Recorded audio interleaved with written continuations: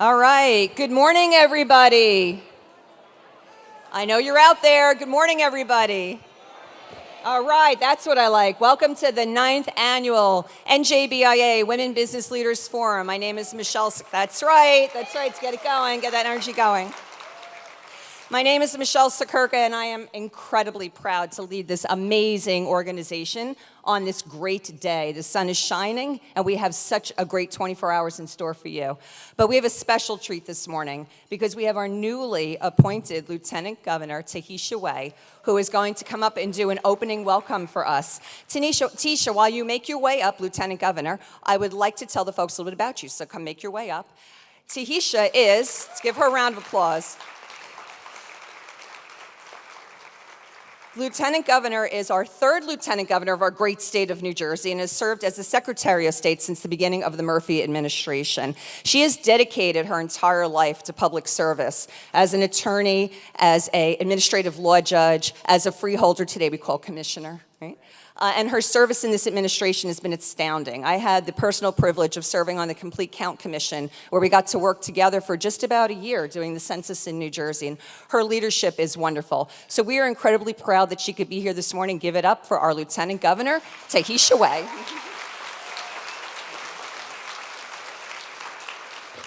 Okay, good morning. How are the ladies feeling? It's always a distinct pleasure when I walk into a room and I get to address a majority of female leaders. So show yourselves some love.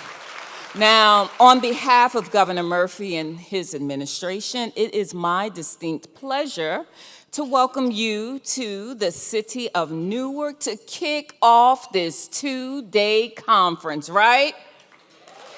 Now first, let me thank all of the partners who have made this event possible, particularly our host, NJBIA, and Madam President, Michele Siekerka. No one has done more to support business and industry in New Jersey except for maybe my boss.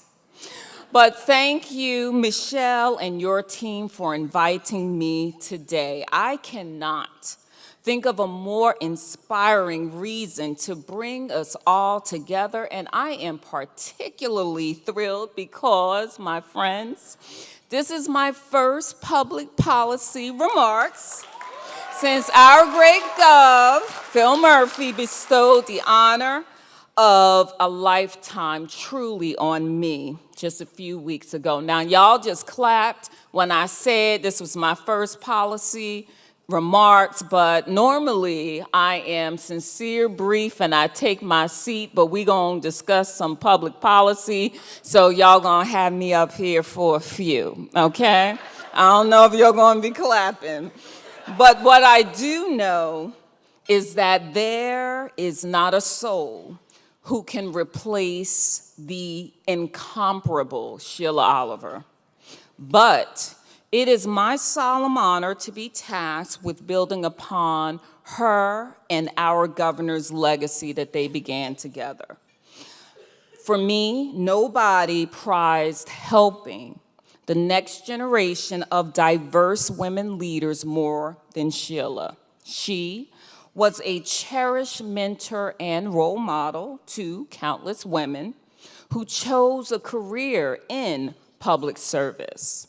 So as I look out into this great audience today, I am reminded of what motivated her and me to embark on careers in public service so many years ago. Now, we are roughly 3/4 of the way through the two-term Murphy administration, and I've had the good fortune of serving the governor from day one, as Michele noted, as your New Jersey Secretary of State, a role that I still have.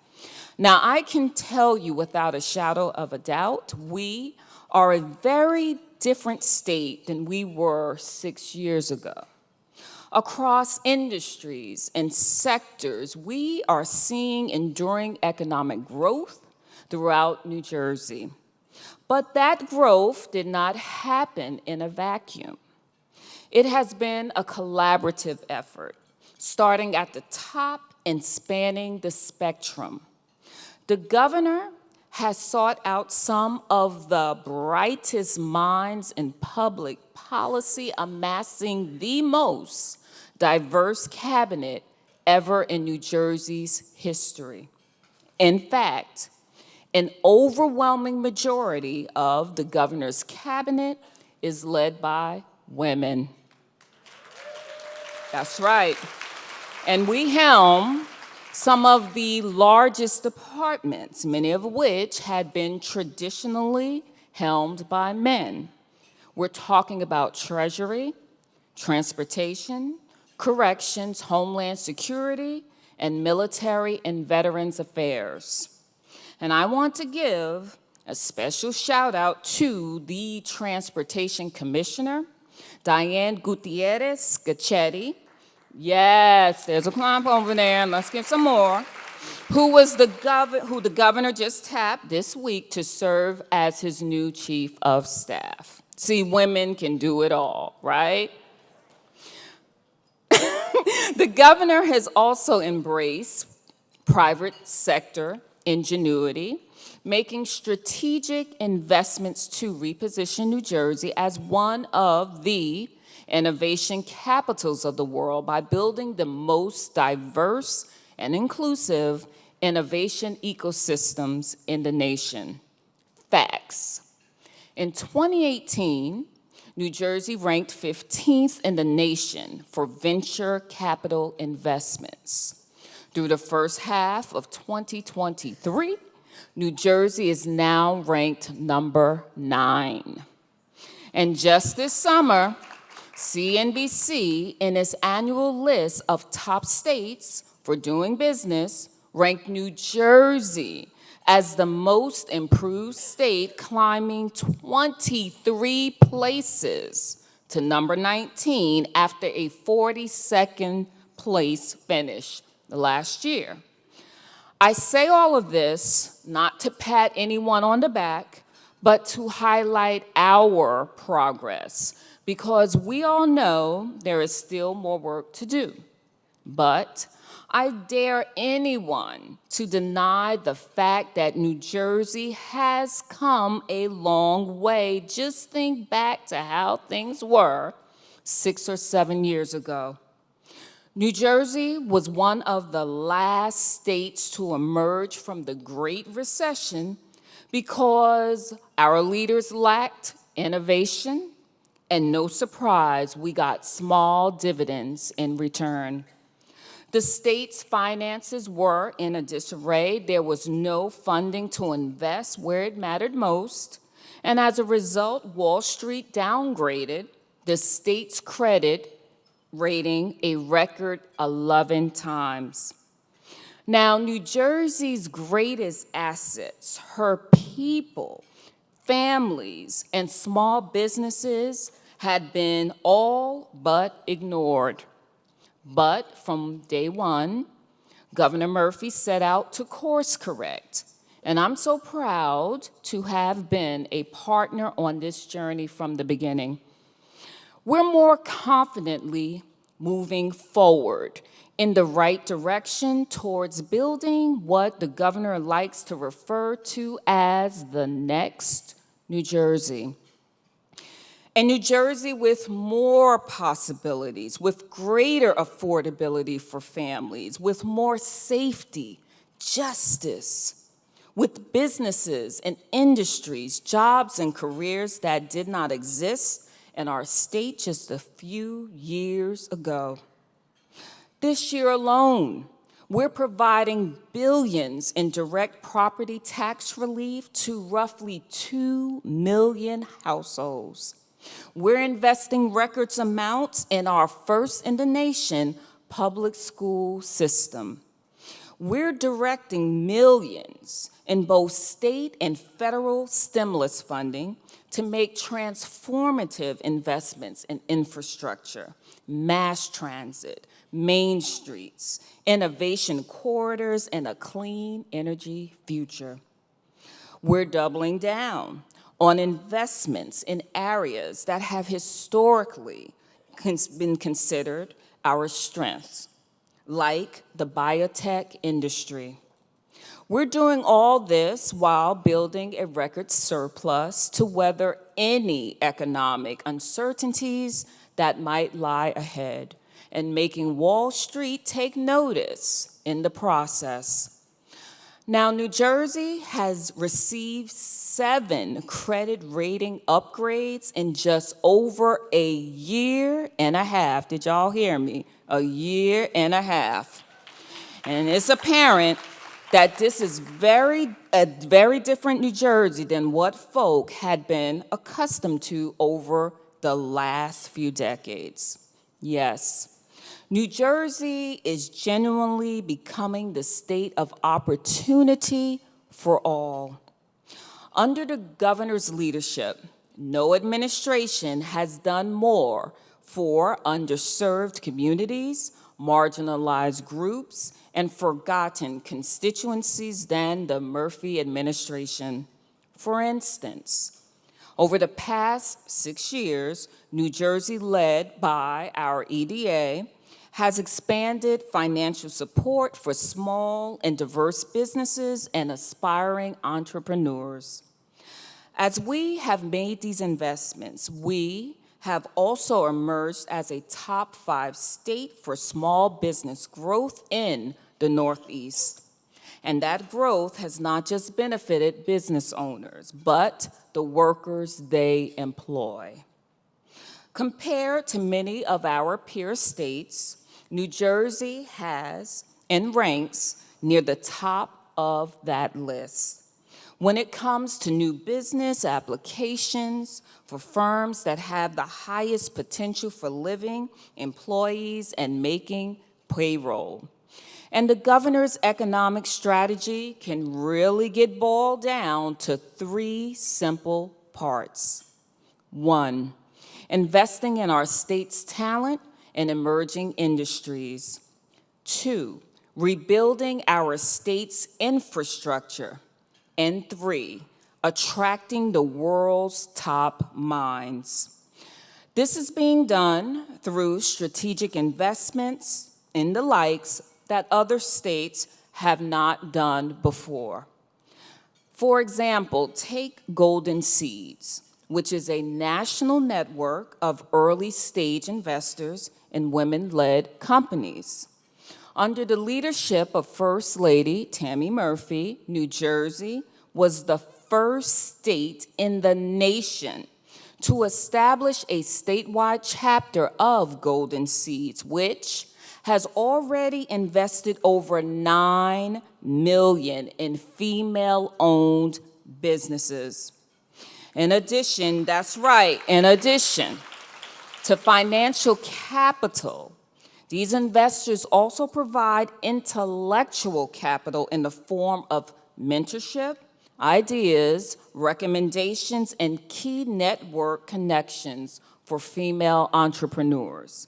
In fact, dollars invested in New Jersey's female founders have grown 150% since the start of 2019, according to PitchBook. The New Jersey Innovation Evergreen Fund is another exciting new venture that holds tremendous promise to drive meaningful investment dollars to high-growth businesses through collaboration with already established corporations, investors, and entrepreneurs. Equally important, DE&I policies are a program requirement for any venture capital firm to participate. With almost a full year of operation and strong signs of traction, the Innovation Evergreen Fund has generated conversations with more than 100 venture capitalists, applications from 17 firms, which is a strong conversion rate, and approval of 10 qualified venture firms with managed assets that exceed $3.5 billion. These firms who might never have otherwise looked to New Jersey for investments have a global reach and now have an eye on our Garden State. We are also utilizing $20 million in state funding to establish the Black and Latino Seed Fund.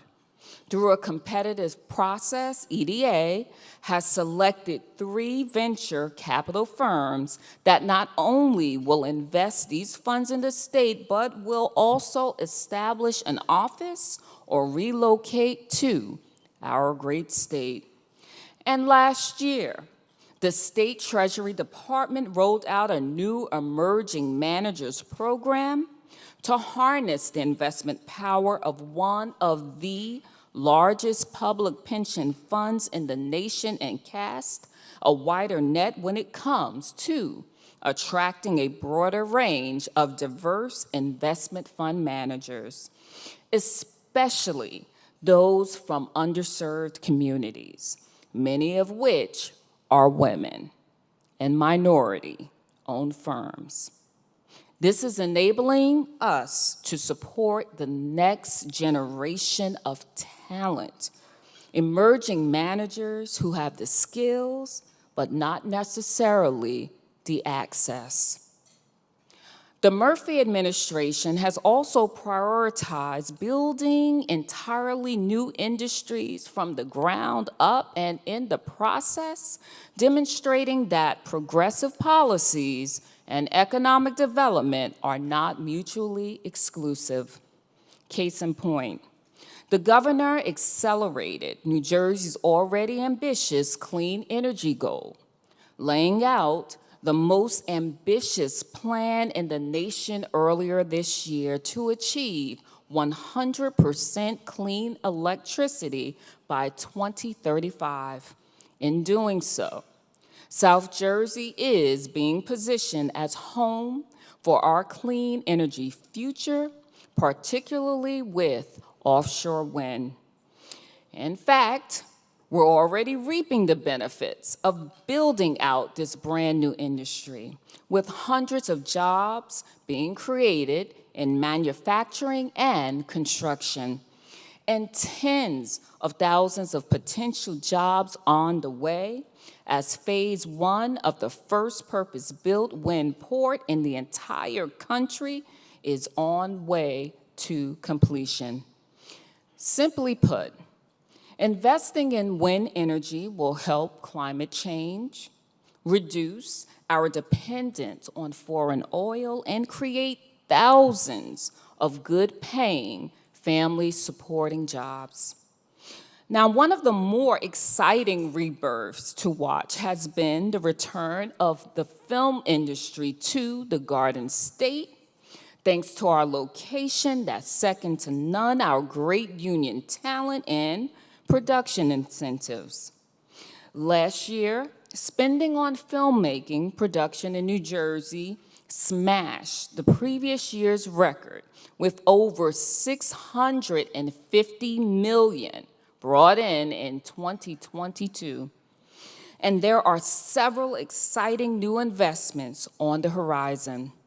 Netflix is investing nearly billions of dollars, to create a state-of-the-art East Coast production facility on the old Fort Monmouth site, and Lionsgate Films was awarded New Jersey's first ever studio partner designation to lease space at the Newark studio, currently under construction.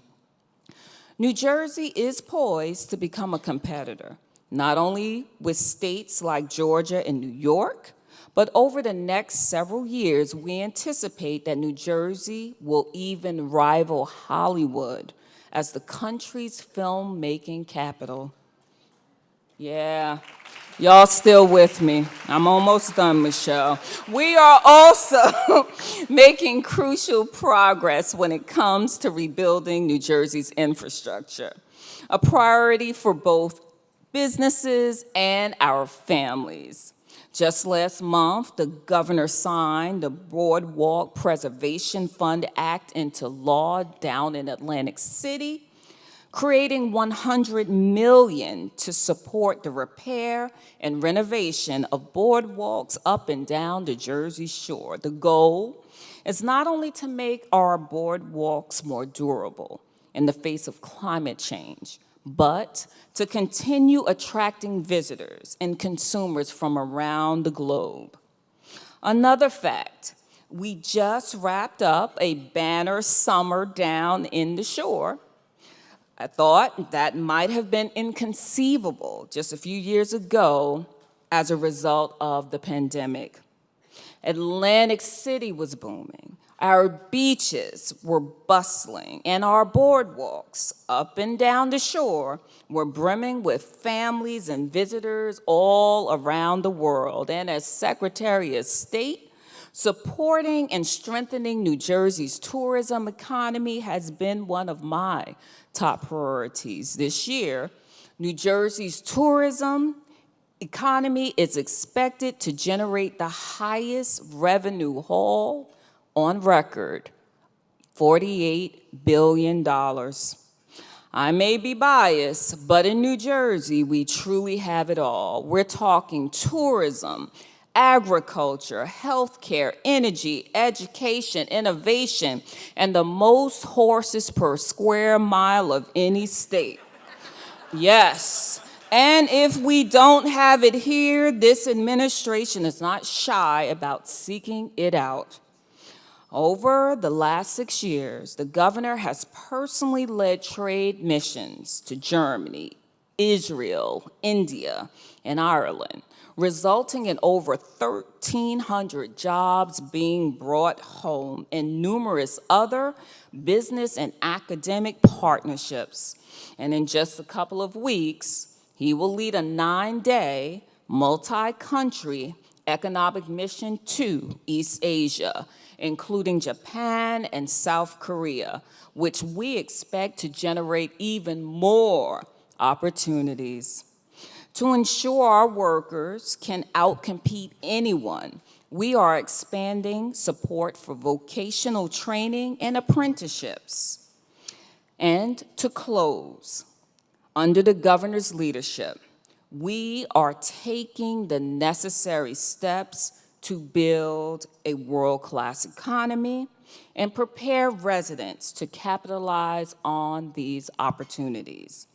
From our public education system to our record on public safety to the peace of mind that simply comes from knowing your fundamental rights are protected without doubt.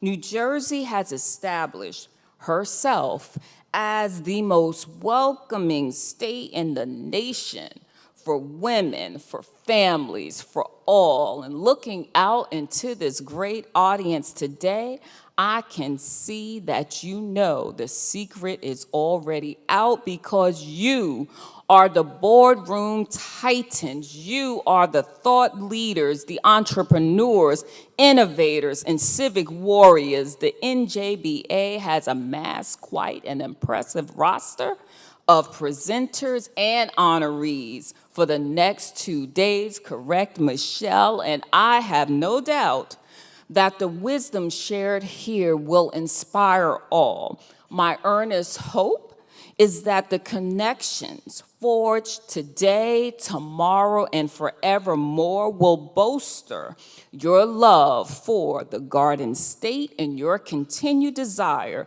to be part of the Renaissance, which we call the next New Jersey. Thank you and enjoy the conference.